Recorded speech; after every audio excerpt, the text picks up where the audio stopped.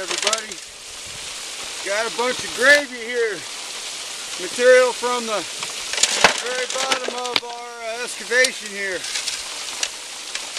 You can always tell if it's good material if when you put it in, it turns the color of the water tan colored. It's a really good indication that you're into soils that are containing more and more clay. In a typical normal soil, you've got an equal amount of silt, loam, and clay material.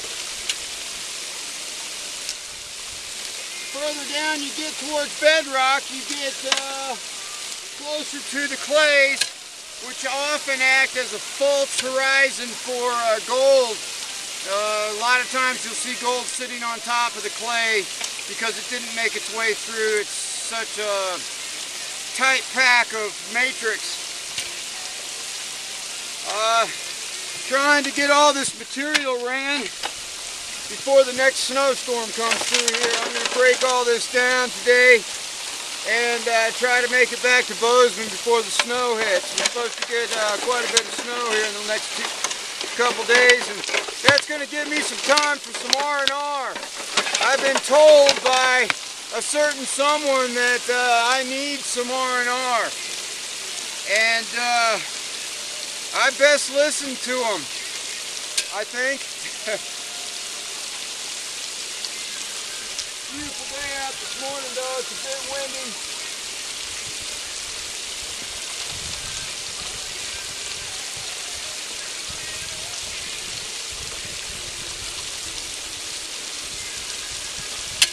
Takes a while to run this machine. You got to clear the rocks that fall through this hopper.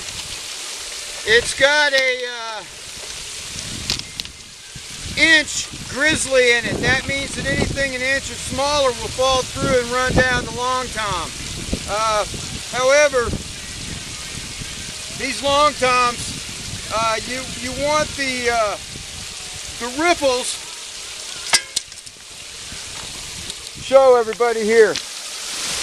These bars here, this is the grizzly, and it allows 1 inch rock or smaller to go through, and then it all's got to run through the machine here. The inside of this is called a boiler box. It's where it gets washed up really good, and then all the material runs through the long tom, which is a series of sluice boxes. And what you want to make sure is that there are no obstructions on the ripple itself, so that there's an even exchange of water and pressure behind each ripple. When you get a rock causing a disruption there, your gold will run its course and go to the lowest spot, which is way down below here on these corrugated pieces of pipe. I get quite a bit of gold in this that has run the whole gamut here of sluice boxes. But what you want to try to do is get all these rocks out of the way so that the water can do its job and allow the gold to fall out as soon as possible. Anyhow, I'm going to set the camera back up here and kind of let it run its course here and give you guys a look-see of what's going on here. That's my time frame. This morning is being predetermined by the system coming in. It's my barometer's showing a change in weather, and I can see the high cirrus clouds coming in. And the wind is very chilly, very, very cold. Even though it's sunny out and a beautiful day here, there's a system coming in, and I don't want to be on the road when that system comes in, and also want to be off the road before it gets dark. Being that I'm growing older, I can't see as well as I used to on the roads at night. Anyhow, things are going well out here. We've gotten quite a bit of material taken out of the unit here. There's all the material that we brought up to run. This stuff in the bucket is the gravy material. This is the stuff we vacuum out of the bottom of the hole. We've been using jackhammers to get this stuff loose, and then digging down into the matrix there, and whatever's left on the bottom we vacuum out with a wet vac, and then we run all the material up to the top here, and eventually it all gets run through the long tom, so it's not really, you know, critical, but I like to keep the operations systematic out here with a set methodology of operations. It makes everything run a lot smoother and gives everybody an idea of what is expected out of them. I have been having people come out here that want to do things their own way, and everyone's always giving me output. You know, a strange thing is that before this claim was actually a claim, everybody was so skeptical about me and me coming out here and telling me there's no gold out here. Now that they have seen the gold and know that there's gold out there and know that I know what the fuck I'm talking about, they're coming in by, you know, in pairs out here wanting certain deals, this and that, and you know, this is my livelihood for the rest of my life. And anybody that comes out here is going to pay the piper, because I'm putting a good deal of my time and my, specifically the use wear on my damn body. To be out here, to camp, to put up with the weather, to put up with the wildlife, whatever it is. For someone to come here after I've put up with all of that, and to just assume that they can come in here and dig and pull out the minerals are sorely mistaken. This is, I'm a nice guy and I don't mind people coming out here and prospecting. You know, putting a pan in the ground and running material and taking home a little bit of gold so that they can show and tell. But as far as bringing their own equipment out here and their own whatever to dig big holes and to go down, they're going to be paying the piper. Just like I got to pay the piper to do what I'm doing here. The piper being the state of Montana and the United States government. The state of Montana is wonderful. The government, however, I got to pay the piper. It costs me money to operate this claim. And then I got operation costs, gasoline, food, water, supplies,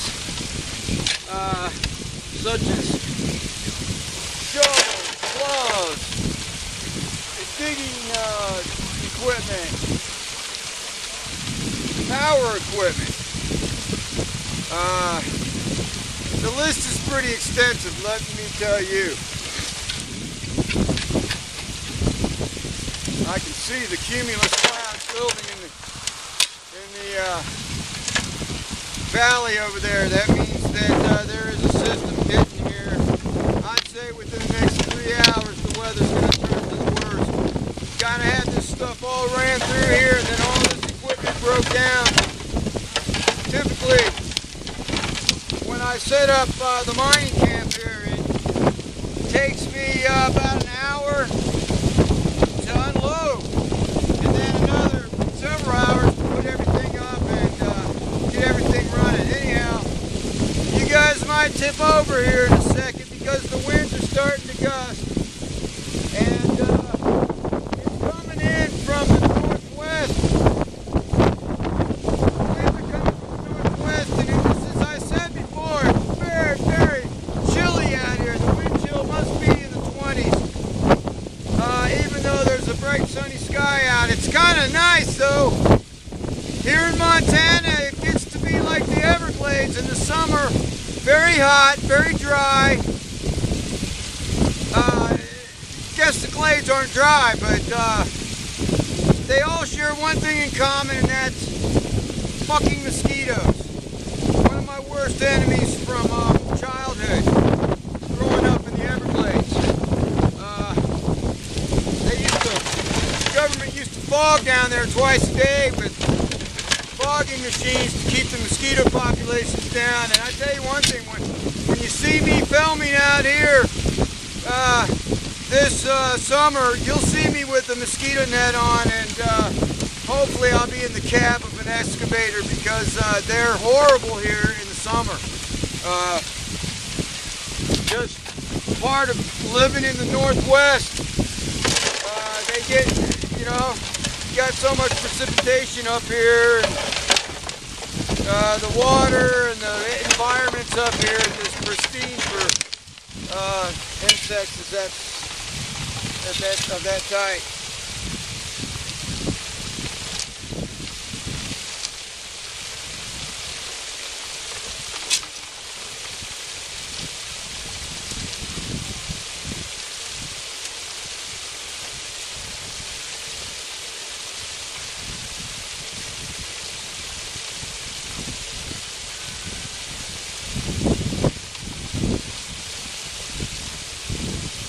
Once in a while I'll take a magnet through this system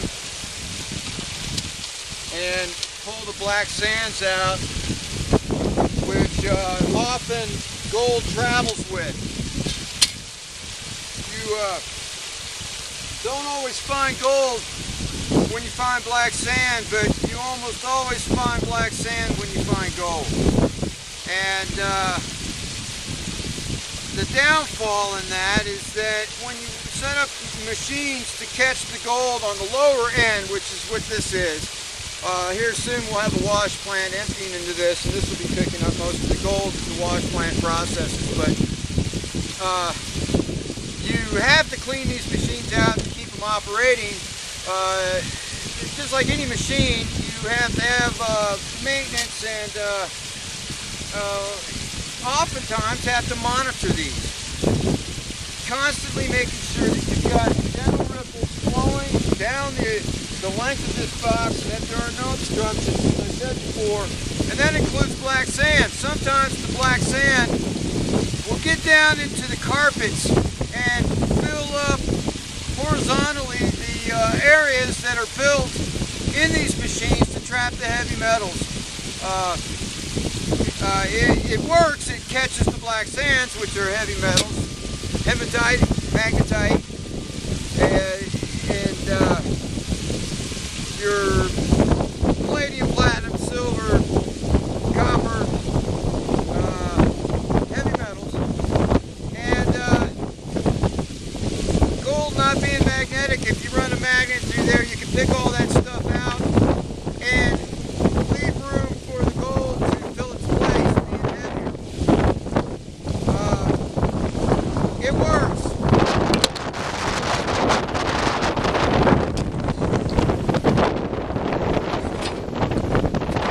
There was one of those gusts, folks. Hope everyone's okay back there at home. Probably not the first one that'll happen.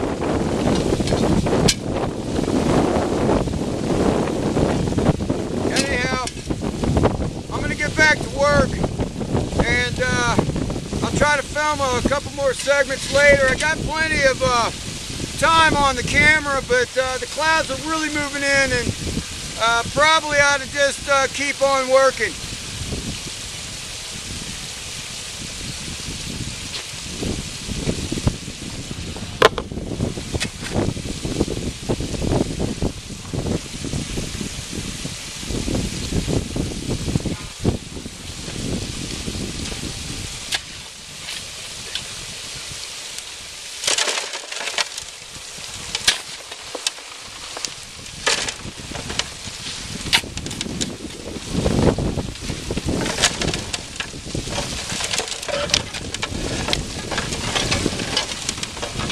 That burned up area down below is amazingly green now. At some point I'll have to get some more film of that down there. Only bad thing about that is it's going to bring in bears to feed on the shoots of the flowers.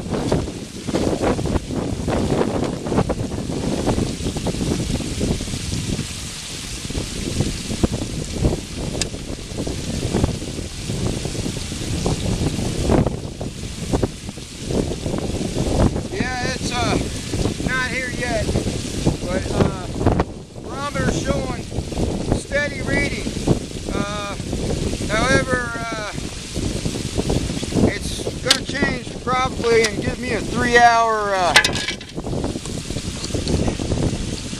hour warning, which is always good when you're in the mountains.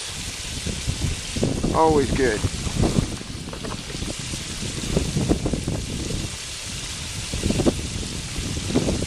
Breakfast of champions here. Let me tell you what, when you need quick carbs. I don't know, Budweiser's always been there for me. Always.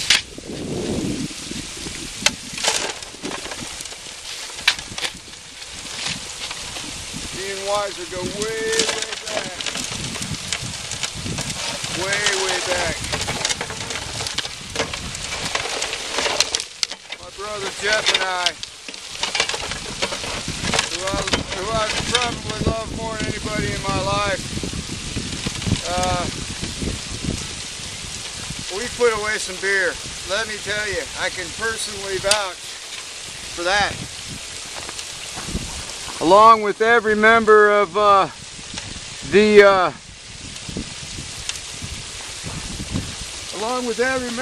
unemployment club from back home. God love you guys.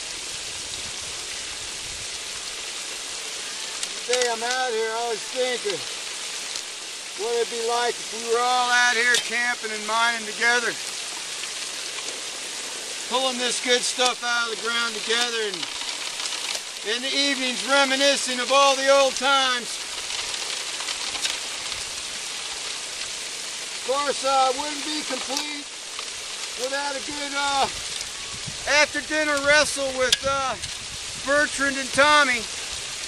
Always love that. Danny too.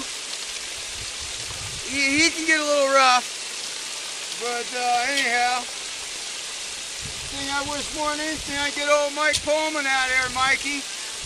Do a little engineering out here. God knows I need some engineering help. Been coming up with all kinds of ideas.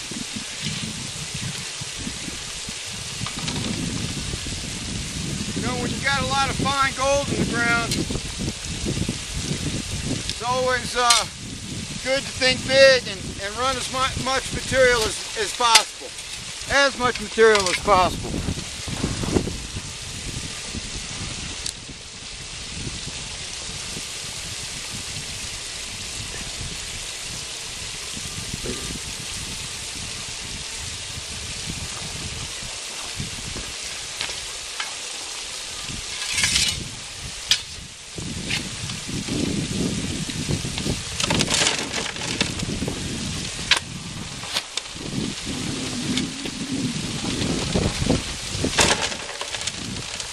Tell you what, another thing I enjoy about being out here is the freedom. I have no one telling me what to do. Do this, do that, go do this, do that. And whatever I do this, do that. It's for me, for the operation out here. And that equals progress in my life, not someone else's.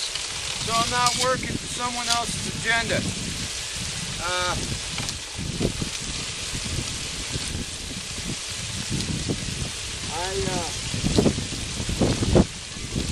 Very patriotic, don't get me wrong, but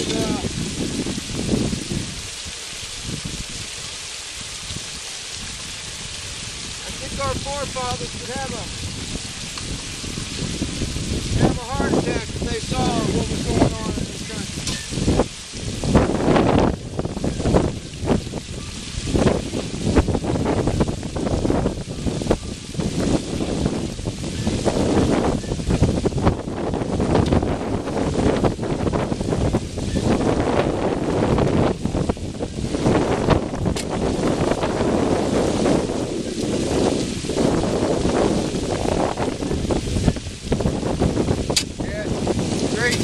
Country to have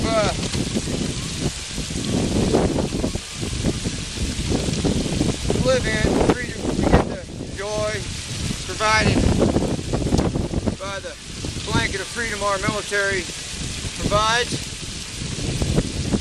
But come on, what's the real reason we left England?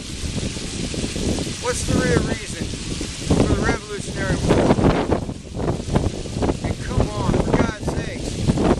American wants to be taxed on his earnings. Unbelievable what's going on in this country.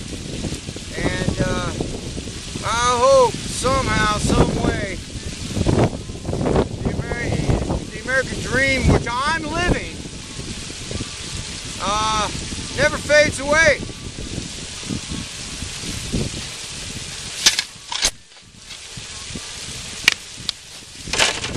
Take the mining laws away from everyone. They're trying to. Right now, I'm having a hard time getting this property patented. There's a moratorium set through Congress for whatever reason. I don't know why there's a moratorium on giving patents on mining claims to people who want to mine.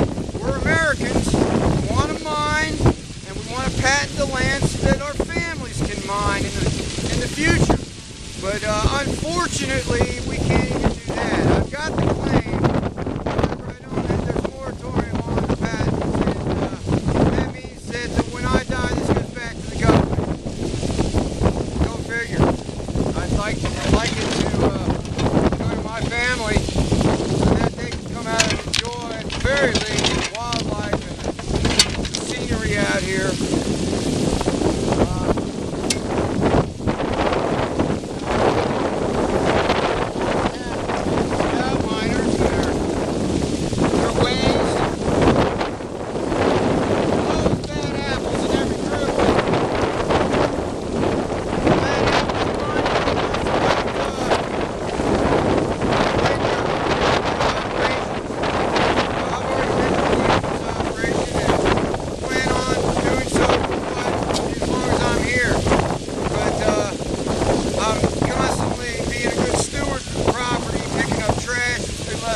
By generations of people before me, fishermen, hunters, whatever, and taking care of the property. I'm pretty big into doing that. Anyhow, I'm going to stop talking for a while, as I said before, and turn this film off. I'm afraid maybe too long to put on YouTube, but I'll get some more here soon. I'll show you guys what's moving in here. They got some blue skies up here, but as I turn to the west, you can see the high clouds coming in, and then whammo, right over there you see the cumulus nimbus clouds in the distance. And if you look at these high cirrus clouds, they are cruising, let me tell you. Anyhow, this is Mark Robinson talking to you, everyone, from the M&M Gold Placer here in Jefferson County, Montana, and in the most beautiful Jefferson Canyon, going through 1 billion years of geologic history, starting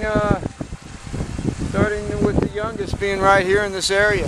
Anyhow, Lewis and Clark State Park in the distance, Bozeman to the east, Cardwell and the Continental Divide. Just a few miles up that canyon. Mark Robinson. Peace, everybody.